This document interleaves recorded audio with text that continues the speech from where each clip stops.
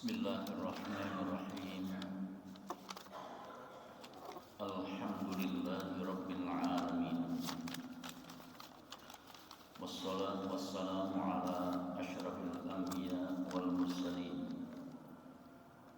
wa ala alihi wa ashabihi ajma'in. Amma ba'du. Para jamaah rahimakumullah, alhamdulillah, karena rahmat Allah semata, pagi ini kita sekalian telah menunaikan sholat subuh kita secara berjamaah. Semoga ibadah kita diterima di sisi Allah Subhanahu wa Ta'ala. Semoga Allah senantiasa limpahkan rahmat, maghfirah dan keberkahannya kepada kita. Dosa-dosa kita diampuni, kesalahan-kesalahan kita dihapuskan, dan semoga kita senantiasa dalam lindungannya, dijauhkan dari berbagai wabah dan musibah, tetap istiqomah di jalan Allah sampai akhir hayat kita, dan semoga kelak kita semua husnul khotimah. Amin. Semoga salawat serta salam senantiasa dilimpahkan kepada Nabi Muhammad SAW beserta keluarga beliau, para sahabat-sahabat beliau, dan segenap umatnya yang taat dan patuh kepada ajaran beliau. Semoga pula kita termasuk umat yang berada di dalamnya. Amin. Para jamaah sekalian rahimahullah, tidak terasa sekarang kita sudah memasuki bulan Desember, bulan terakhir di tahun 2025. Izinkan saya menyampaikan materi tentang muhasabah diri atau refleksi. Dalam sebuah hadis yang diriwayatkan oleh Imam At-Tirmidzi, an Abi Barzah Nadlah bin Ubaid al-Aslami radhiyallahu anhu. Abu Barzah menyampaikan qala Rasulullah sallallahu alaihi wasallam, la tazul qadama 'abdin yaumal qiyamah hatta yus'ala an umrihi fima afna wa an ilmihi fima fa'ala fihi wa an malihi min aina tasabahu wa fima anfaqahu wa an jismihi fima ablah. Rasul menyatakan di hari kiamat nanti seseorang tidak akan kedua telapak kakinya tergelincir ke dalam neraka sepanjang bisa mempertanggungjawabkan 4 hal. Apa saja 4 hal itu? Yang pertama, an umrihi fima afna, tentang umurnya. Untuk apa saja umurnya itu dihabiskan. Lalu yang kedua, wa an ilmihi fima fa'ala fihi, tentang ilmunya. Apa yang ia telah perbuat dengan ilmunya itu. Lalu yang ketiga, wa an malihi min aina tasabahu wa fima anfaqahu, tentang hartanya, dunya brononya, dari mana hal itu diperoleh. Lantas setelah memperolehnya, kemana dibelanjakan. Lalu yang keempat, wa an jismihi fima ablah, tentang fisiknya, jasadnya. Mengapa sampai kemudian menjadi rusak? Para jamaah sekalian rahmatullah, 4 hal itu kelak akan dimintai pertanggungan jawab di hadapan Allah Subhanahu wa Ta'ala. Yang pertama tentang umurnya. Ketika Allah memberikan umur kepada kita, maka pada saat itu berarti Allah memberikan kesempatan untuk hidup kepada kita. hidup yang kita jalani di dunia ini diungkapkan oleh Rasulullah SAW dalam sebuah hadis yang diriwayatkan oleh Imam At-Tirmidzi an Abi Hurairah radhiyallahu anhu. Qala Rasulullah sallallahu alaihi wasallam, "A'maru ummati ma baina sittin ila sab'in wa aqalluhum may yajuzu dzalik." Rasulullah mengingatkan kepada kita, umurnya umatku itu berkisar antara 60 sampai 70. Dan yang diberi lebih dari 70 itu hanya sedikit. Ini bukan berarti yang kurang dari 60 lantas harus leha-leha, tidak. Ya, karena yang namanya umur itu rahasianya sepenuhnya di tangan Allah. Dan tidak jarang kita jumpai orang kurang dari 60 tahun umurnya sudah meninggal, kurang dari 40 tahun sudah meninggal, dan seterusnya. Nah, jadi para jamaah sekalian rahmatullah, dari sini kita sebagai hamba Allah yang beriman harus sadar sesadar-sadarnya bahwa masa kehidupan yang kita jalani itu tidak lebih seperti yang disampaikan oleh Rasulullah. A'maru ummati ma baina sittin ila sab'in. Umurnya umatku itu berkisar antara 60 sampai 70. Wa aqallu may yajuzu dzalik. Dan yang diberi lebih dari 70 itu tidak banyak. Para jamaah sekalian rahmatullah, misal di dalam masjid ini, siapa di antara kita yang umurnya sudah lebih dari 70? Kita bisa lihat, ya, kita bisa lihat. Yang secara kasat mata itu Pak Haji Abdul, umurnya sudah lebih dari 80. Nah, kalau kemudian kita menggunakan standar umurnya Nabi itu wafat umur 63 tahun. Maka ketika seseorang itu sudah memasuki umur 60 tahun, hakikatnya ibarat orang berjalan, itu sudah sampai di depan pintu gerbang dari tujuan yang direncanakan.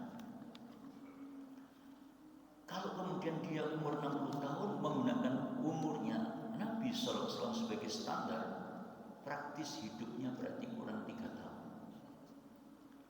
Kalau kemudian sudah lewat dari 63 tahun, nah di sana ada batas yang sudah disampaikan oleh Nabi, gambarannya.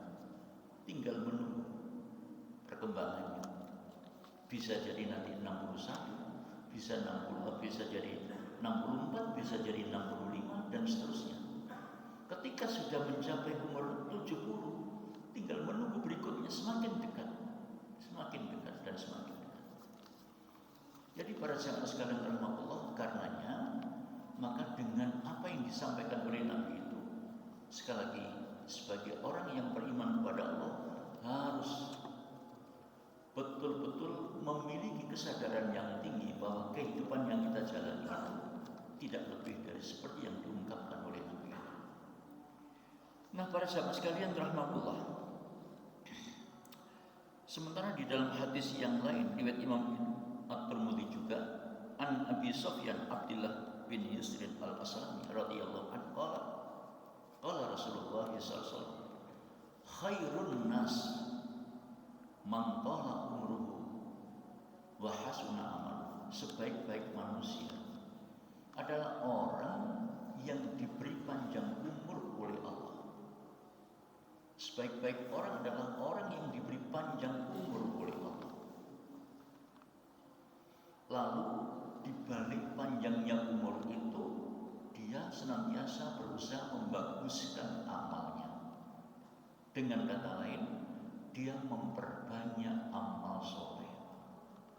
Ya, dia terus berupaya memperbanyak amal soleh. Amal soleh itu wujudnya kayak apa? Macam-macam. Yang jelas ibadah mahdoh. Yang pertama, apakah itu sholat 5 waktunya, sholat sunnahnya, ya. Kemudian ibadah ghairu mahdoh, berbagai aktivitas yang dijalani sepanjang itu adalah dalam rangka mencari ridho Allah dan sesuai dengan tuntunan Rasulullah SAW, maka itulah amal soleh. Para jamaah sekalian rahmatullah, jadi ketika orang itu semakin bertambah umur, orang yang beriman tentu semakin membekali diri dengan memperbanyak amal soleh. Sebaliknya, wasyarrun nas, sejelek-jelek manusia, yaitu mangtola umruhu wasa'a amal. Orang yang diberi panjang umur oleh Allah, tetapi umurnya tidak dimanfaatkan untuk memperbanyak amal soleh, tapi justru sebaliknya ia bergelimang dengan kemaksiatan. Na'udzubillah. Nah, para jamaah sekalian rahmatullah, di dalam surat Fatir ayat nomor 37, Allah Subhanahu wa taala menceritakan tentang kondisi orang ketika berada di dalam neraka. Jadi nanti pada akhirnya manusia itu cuma akan menuju kepada dua tempat. Yang pertama, a'udzubillahi minasyaitonir rajim, wasiqal ladzina kafaru ila jahannam zumara. Orang-orang kafir digiring oleh Allah untuk masuk ke dalam neraka. Lalu yang kedua, wasiqal ladzina taqaw rabbahum ila jannati zumara. Orang-orang yang bertakwa akan digiring oleh Allah masuk ke dalam surga. Nah, ketika orang-orang yang berada di dalam surga, maka mereka akan menikmati kehidupan surgawi yang luar biasa. Sementara sebaliknya, orang-orang yang digiring masuk ke dalam neraka, maka mereka akan merasakan betapa pedihnya azab neraka itu. Na'udzubillah. Nah, Allah mengungkapkan kisah penghuni neraka di dalam ayat ini, wahum yastarihuna fiha rabbana akhrijna na'mal salihan ghairal ladzi kunna na'mal. Orang-orang yang berada di dalam neraka itu, mereka akan berteriak kesakitan karena saking dahsyatnya api neraka. Bagaimana tidak? Seperti yang diungkapkan di dalam surat An-Nisa ayat nomor 56, ketika orang itu dimasukkan ke dalam neraka, begitu daging dan kulitnya hancur, lantas diganti lagi oleh Allah dengan kulit yang baru. Begitu seterusnya.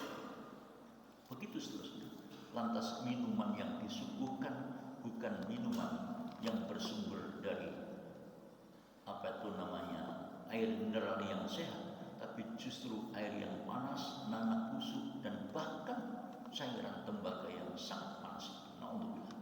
Karenanya kemudian mereka berteriak kesakitan, wahum yastarihuna fiha, sambil terus memohon kepada Allah, Rabbana akhrijna na'mal salihan ghairal ladzi kunna. Wahai Tuhan kami, mohon kami dikeluarkan dari neraka ini. Kami tidak sanggup ya Allah untuk menderita seperti ini. Kembalikan kami ke dunia. Na'mal salihan ghairal ladzi kunna na'mal. Nanti kami akan beramal soleh, tidak seperti yang pernah kami lakukan dulu. Para jamaah sekalian rahmatullah, apa jawaban Allah? Awalam nu'ammirkum, kamu dulu kan sudah saya kasih panjang umur. Ya. Umurmu dulu sudah saya panjangkan sampai sekian puluh tahun. Ma yatadzakkaru fihi man tadzakkaru. Mengapa kamu tidak mau merenung? Mengapa kamu tidak mau berpikir? Mengapa kamu tidak mau menjadikan berbagai peristiwa yang terjadi di hadapanmu, di sekitarmu, di sekelilingmu? Terutama sekarang ini, para jamaah sekalian rahmatullah, hampir setiap hari kita disuguhi pemandangan di mana di sebagian wilayah di negeri kita ini dilanda musibah banjir, musibah tanah longsor, dan lain sebagainya. Itu mengerikan. Ketika peristiwa banjir itu terjadi, tidak seorang pun yang bisa menghentikan. Ketika tanah longsor itu terjadi, tidak seorang pun yang bisa menghentikan. Ketika gunung itu bererupsi, juga tidak bisa seorang pun yang bisa menghentikannya. Bukankah itu sebuah pelajaran penting para jamaah sekalian rahmatullah untuk dijadikan sebagai bahan merenungan? Siapa yang bisa menyelamatkan diri ketika musibah itu terjadi, kalau tidak semata-mata karena pertolongan peristiwa-peristiwa yang semacam itu para sahabat sekalian rahmatullah merupakan berbagai macam bentuk peristiwa supaya orang tumbuh kesadaran seperti yang diungkapkan oleh Allah di dalam surat Ar-Rum ayat nomor 41. Dhaharal fasadu fil barri wal bahri bima kasabat aydin nas. Kerusakan yang terjadi di darat maupun juga di langit, di lautan, itu semua bima kasabat aydin nas, karena ulahnya manusia, karena perbuatannya manusia. Para sahabat sekalian rahmatullah, ulah manusia yang tidak bertanggung jawab menimbulkan berbagai macam musibah. Misal, kalau kita melihat dari kacamata saya, maka ketika hutan itu ditebang secara serampangan, maka selanjutnya tidak ada yang menyerap air itu. Kita lihat misalnya seperti musibah banjir yang terjadi di Aceh, di Medan, Sumatera Utara. Berapa ribu gelondongan kayu yang hanyut terbawa oleh derasnya air itu. Itu semua adalah ulah manusia. Itu semua adalah ulah manusia. Kemudian bagaimana lantas orang melakukan tindakan ceroboh, menggali tanah semaunya sendiri. Akibat dari tindakan-tindakan yang semacam itu, maka menyebabkan timbulnya kerusakan. Jadi para sahabat sekalian rahmatullah, lantas apa tujuan Allah menghadirkan berbagai musibah itu? Liyudhiqahum ba'dal ladzi 'amilu la'allahum yarji'un, supaya orang bisa merasakan ini loh akibat ulahmu. Ini baru sebagian, belum semuanya, ini baru sebagian, supaya tumbuh kesadaran dan dibalik itu kemudian mau kembali kepada jalan yang benar. Jadi para sahabat sekalian rahmatullah, ketika orang-orang berada di dalam neraka itu mengeluh, merintih, berteriak kesakitan, ya, memohon kepada Allah supaya dikembalikan ke dunia, Allah dengan kalimat yang kelihatan sederhana tapi menohok, ya, awalam nu'ammirkum, kamu dulu sudah saya kasih panjang umur, tapi mengapa kamu tidak mau merenung? Ma yatadzakkaru fihi man tadzakkaru wa ja'akumun nadhir.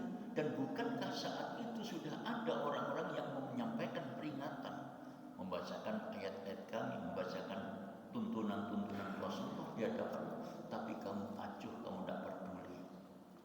Para sahabat sekalian rahmatullah, lantas Allah menutup ayatnya itu, fama lidzalimin fadhuqu, maka rasakan ini akibatnya. Fama lidzalimin min nasir.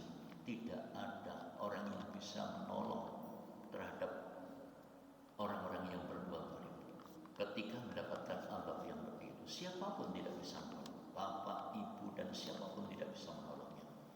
Nah, karenanya para sahabat sekalian rahmatullah, faktor umur yang Allah berikan kepada kita ini harus menjadi pelajaran buat kita, bahwa di dalam kehidupan yang kita jalani sehari-hari, di sana banyak pelajaran penting untuk menjadi bahan renungan buat kita. Di dalam surat Al-A'raf ayat nomor 15, Allah mengungkapkan perintah setiap anak untuk bakti kepada kedua orang tua, ya, terutama kepada ibu yang mengandungnya, yang melahirkannya, yang menyusuinya, yang membesarkan, yang mengantarkan kesuksesannya. Begitu seseorang itu sudah memasuki umur 40 tahun, di situ Allah kasih rambu-rambu. Umur 40 tahun ini umur yang strategis sekali.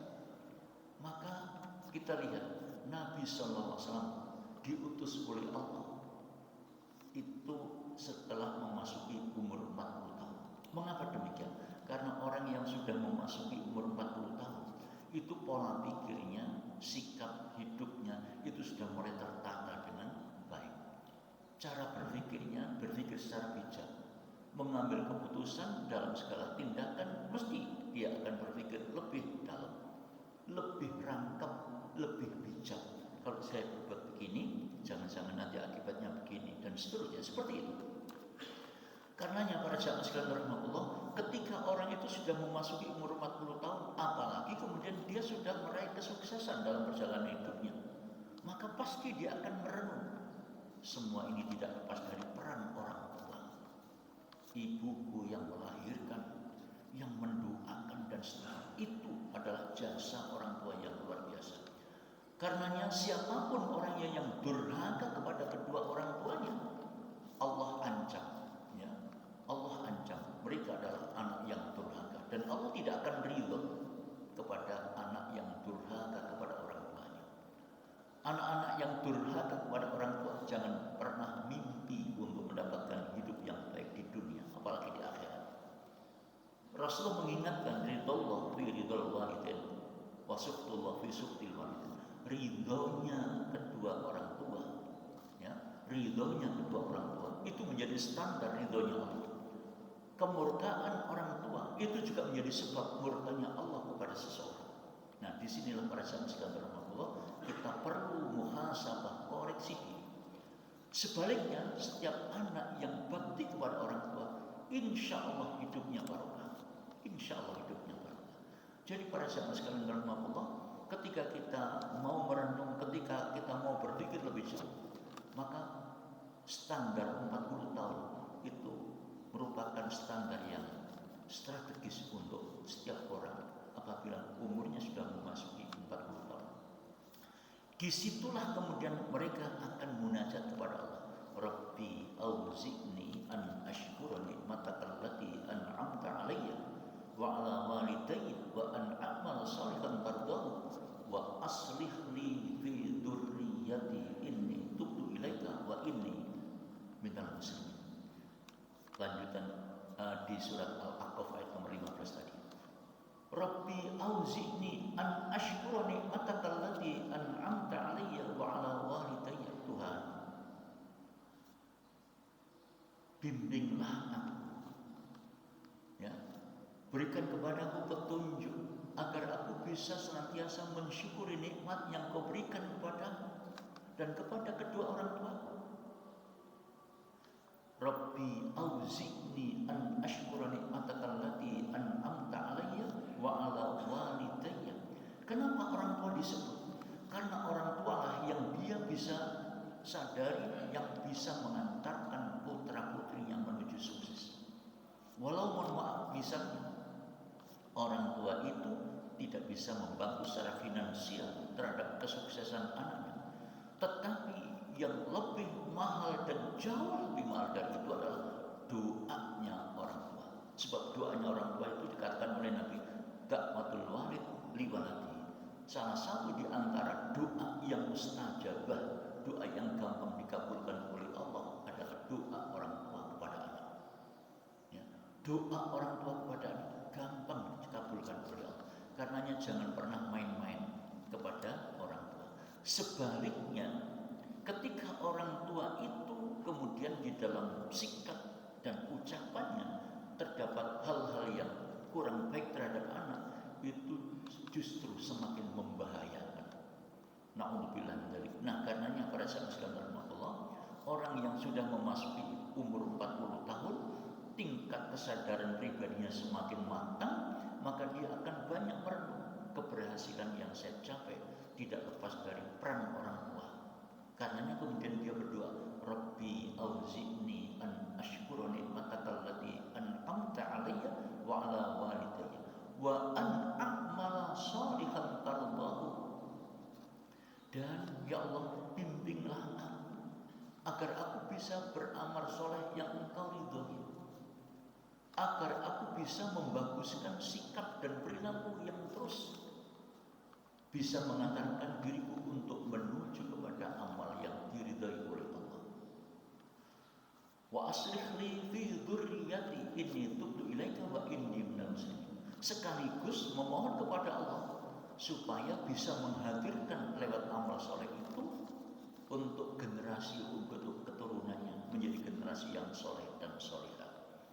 Inni tubtu ilaika wa inni minal muslimin. Wahai Tuhanku, sesungguhnya aku bertaubat kepada Engkau dan sesungguhnya aku termasuk orang-orang yang berserah diri kepada Allah Subhanahu wa ta'ala. Nah, para sahabat sekalian terhormat, karenanya umur yang Allah berikan kepada kita patut menjadi bahan evaluasi buat kita. Apalagi kita telah memasuki hari-hari sampaikan, siapa tahu, siapa yang bisa memberikan jaminan umur kita sampai nanti malam, umur kita sampai besok. Walaupun sekarang kelihatannya segar bugar, maka hanya Allah yang tahu. Banyak pelajaran yang terjadi di sekitar kita. Kadang-kadang ada orang meninggal tanpa proses sakit. Kadang-kadang yang sakit istrinya, yang meninggal suaminya. Yang meninggal suami, sementara yang sehat istrinya. Jadi pada zaman sekarang rahmatullah, kadang-kadang ada orang yang meninggal di saat lagi sholat, di saat lagi sujud, dan kadang-kadang ada orang yang meninggal di saat lagi sedang berada di tengah jalan, lagi nyubil dan seterusnya. Semua itu menjadi pelajaran buat kita agar kita sadar diri bahwa kematian kapanpun bisa terjadi, dan apabila itu sudah datang, ya, idza jaa ajaluhum la yastakhiruna sa'atan wa la yastaqdimun. Siapapun orangnya, kalau ajal itu sudah datang, maka ajal itu tidak bisa dimajukan dan tidak pula bisa dimundurkan. Disinilah sekali lagi kita perlu muhasabah diri, kita perlu koreksi diri terhadap apa yang selama ini telah kita lakukan. Para sahabat sekalian rahmatullah. Kemudian yang kedua, wa an ilmihi fima fa'ala, tentang ilmu. Kita semua punya ilmu sesuai dengan bidangnya masing-masing. Masing-masing ilmu yang kita miliki nanti akan dimintai pertanggungjawaban oleh Allah. Apa yang telah kamu perbuat dengan ilmu itu? Para sahabat sekalian rahmatullah, dan kita juga harus sangat sadar ketika kita akan melakukan apapun dalam kehidupan ini, maka tidak boleh lepas dari ilmu. Sehingga Allah berpesan di dalam surat Al-Isra ayat nomor 36, a'udzubillahi minasyaitonir rajim, wala taqfu ma laisa laka bi'ilm. Jangan kamu lakukan sesuatu tanpa dasar ilmu. Apapun yang kita lakukan, terutama ibadah makhluk. Ya. Kalau yang terkait dengan urusan dunia, begitu kita melihat hasil kerja kita tidak benar, kita bisa langsung evaluasi, kemudian kita bisa lakukan pembenaran. Tapi yang terkait dengan ibadah makhluk, begitu kita ini melaksanakan ibadah, kemudian kita meninggal, sementara ibadah yang kita lakukan tidak pas sesuai dengan petunjuk agama yang dituntunkan oleh Allah lewat Nabi SAW, maka di sana tidak bisa kita merevisi. Itulah sebabnya maka para sahabat sekalian, setiap yang akan kita lakukan harus kita evaluasi apakah sudah cocok dengan petunjuk agama. Para sahabat sekalian, ketika apa yang kita lakukan tidak cocok dengan petunjuk agama karena kita hanya menggunakan kerangka berpikir perasaan, na'udzubillah, maka kita perlu melihat, membaca di surat Al-Kahfi ayat nomor 103. A'udzubillahi minasyaitonir rajim. Qul hal nunabbi'ukum bil akhsarina a'mala. Muhammad, sampaikan kepada kaum, kepada umat, perlukah aku kabarkan, aku jelaskan kepada kalian tentang orang yang paling merugi amal, bukan sekedar rugi, tapi paling rugi. Di situ Allah tampilkan dengan isim tafdhil, paling rugi, bukan hanya sekedar rugi. Ya. Para sahabat sekalian rahmatullah, Allah tidak sebutkan si A si B, tapi Allah hanya ungkapkan tanda-tandanya, ciri-cirinya. Siapa mereka yang dikatakan oleh Allah paling merugi itu? Adalah alladzina dhalla sa'yuhum fil hayatid dunya, yaitu orang yang amalnya ketika di dunia sia-sia, enggak ada artinya. Ya. Apa sebab? Karena mereka ketika beramal itu wahum yahsabuna annahum yuhsinuna sunna. Mereka menggunakan dasar perasaan. Rumangsa wis tepak, rumangsa wis apik. Ini dasar perasaan. Ya. Jadi ketika orang hanya menggunakan ilmu kira-kira tanpa merujuk kepada petunjuk yang jelas, yang cetok, maka itu akan menghadirkan hal-hal yang membahayakan bagi diri kita. Orang yang beramal hanya semata-mata atas dasar perasaan, atas dasar perkiraan. Para sahabat sekalian rahmatullah, Allah ungkapkan pada ayat 105-nya, ulaikal ladzina kafaru bi ayati rabbihim wa liqa'ihi fahabitat a'maluhum fala nuqimu lahum yaumal qiyamati wazna. Orang-orang yang mengamalkan suatu amalan hanya atas dasar perasaan, itu oleh Allah dinyatakan ulaikal ladzina kafaru bi ayati rabbihim wa liqa'ihi. Berarti mereka itu menolak ayat-ayat Tuhan mereka dan tidak percaya dengan perjumpaan dengan Allah. Nah, apa akibatnya? Fahabitat a'maluhum